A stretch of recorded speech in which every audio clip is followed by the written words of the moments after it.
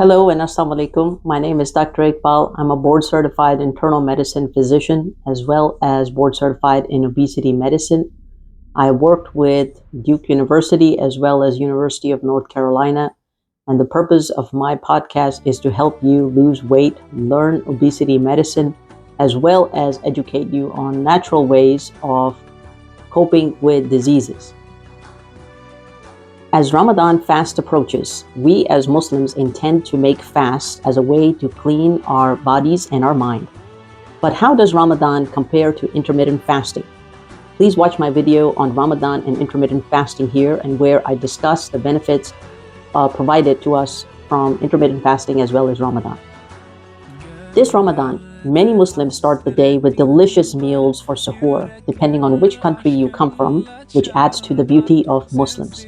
Some are eating with parathas and eggs, some with leftover gravy from last night. Some start with plain coffee and bagel if you live in the Western countries, and others with perhaps kimchi, which is an Ethiopian breakfast. I consider this for my Muslim patients as the most important month of the year when it comes to not only helping our souls learn, practice patience and taqwa, but also to reset the minds and body to begin losing weight.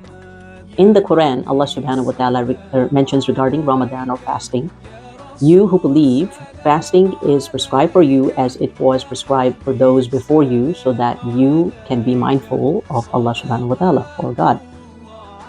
As excited as I am to share the tips necessary to lose weight this Ramadan, let's not forget the main aim is to remember your Lord, elevate your mind from food and worldly benefits to the one that Allah subhanahu wa ta'ala is pointing towards. This is a once in a year opportunity to change your habits and replace them with ones of discipline.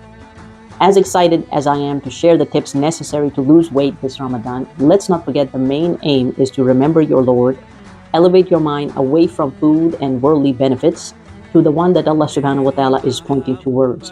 This is a once in a year opportunity to change the habits and replace them with ones of discipline, patience, and immense virtue. Surprisingly, these are also the habits necessary when it comes to weight loss. So let's begin our 30-day Ramadan weight loss challenge. Here are 10 tips to follow for success. Number 1, as we begin our day for suhoor, make an exceptional habit to wake up even half an hour earlier and begin zikr and pray tahajjud, the nightly prayer.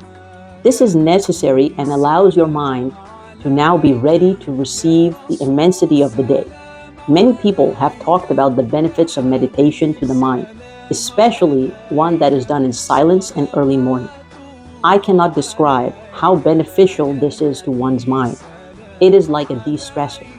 If you have read my articles, you know that stress alone can lead to weight gain. As you are focused on your Lord, your stress will decline. Ask Him to relieve your burdens and forgiveness above all. Take this 30-day challenge to make this part of your morning routine. Number 2, suhoor begins.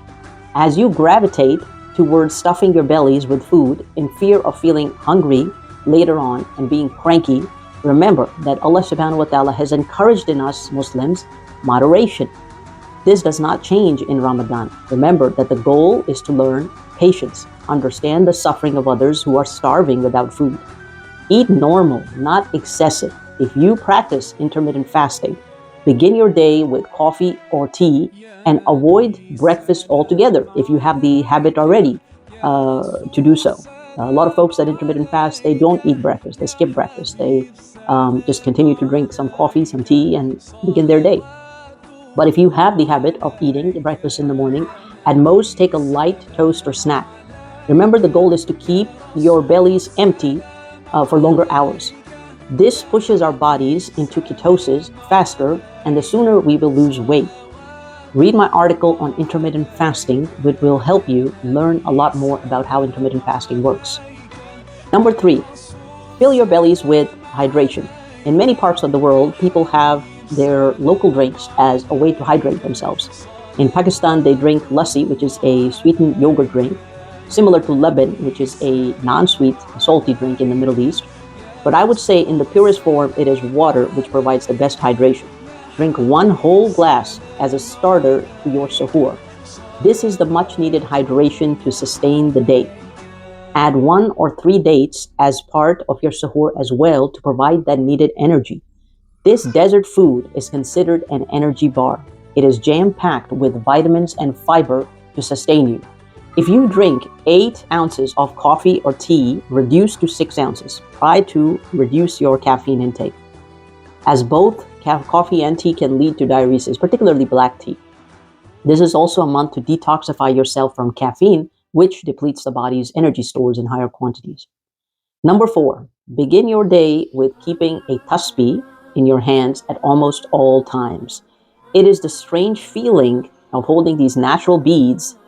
If you hold them, you can feel them. And when you feel them, your tongue automatically gravitates towards doing zikr of Allah subhanahu wa ta'ala. And also, it avoids you from backbiting, thinking about food, thinking about how hungry you are. The more you do it, the better it is for you. For those who work, go to work and be proud to show your religion. We in America feel blessed to be in a country where we are not to be discriminated based on our religion. I don't say discrimination doesn't happen, but in most cases we do feel very blessed to be here. Educate people on Ramadan. Know that Allah is with you. They also sell small tasbihs that you can buy on Amazon or other websites that can fit easily in the palm of your hand and are not really visible to others if you feel conscious about holding a tasbih in your hand. Number 5, this is the time to distract yourself, clean your mind, avoid television, news, social media, content that is useless. I consider these as the biggest things holding us back from reaching our best potential. If you must listen, watch something that will help you. Always ask yourself this question before opening any video on YouTube or an article on YouTube or Instagram. How will this help me reach Jannah? How will this help me in my life?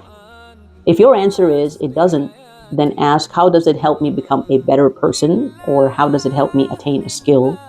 If your answer is yes, this is a good time that you can consider watching that video. However, don't let it distract you from the main aim of Ramadan, which is worshiping Allah subhanahu wa ta'ala.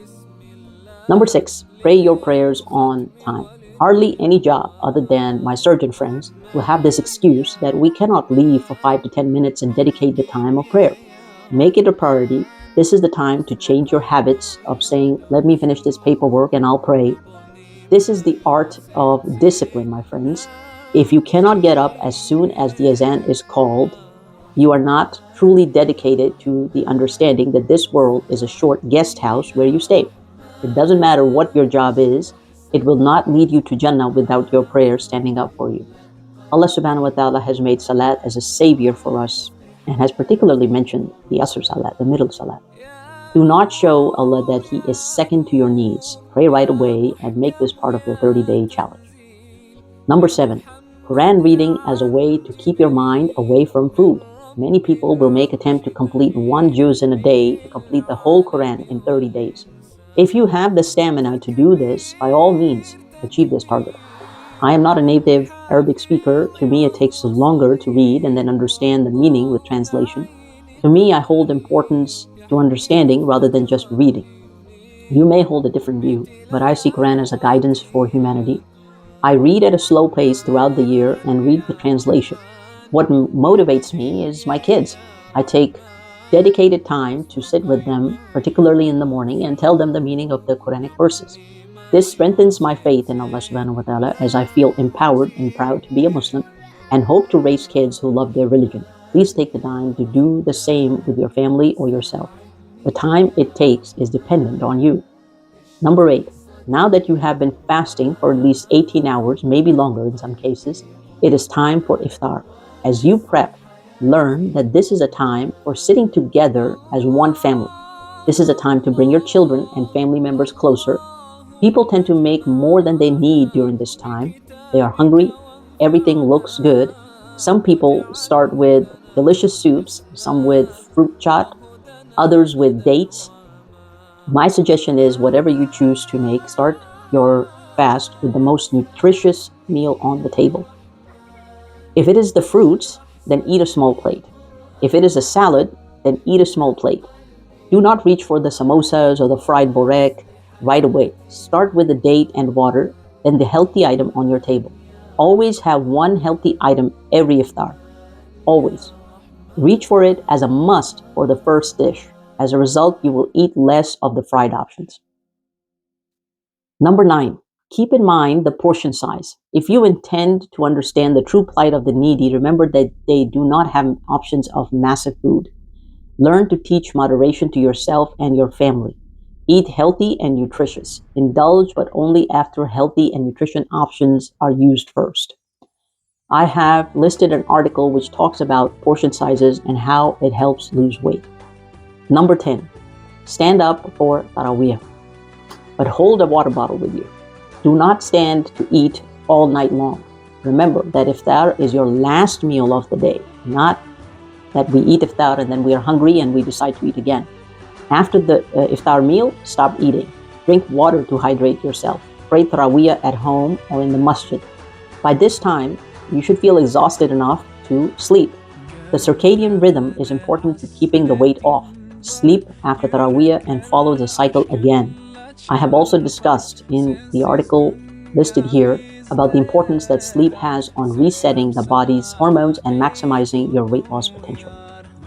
Lastly, my friends, remember the people of Palestine and Sudan and the suffering that they are enduring. I cannot describe how painful it is to watch these young children suffer. As Muslims, we have a duty and an obligation to help our brothers and sisters in need. As we live in countries that are blessed with immense food, we should remember how starvation is the worst form of slow death. This Ramadan is a reminder every day of how people in Gaza are being tortured. Every one of us should avoid lavish spending on big parties and use this chatter, and use that to donate to our beloved Muslims who are in need. Make your zakat the biggest. Avoid delicacies for iftar and choose to make a jar at your home where each and every family member can make a habit to put some money away for zakat. Pray for your brothers and sisters and take action against injustice. May Allah subhanahu wa ta'ala bless the Muslims and make us strong in our faith. Thank you.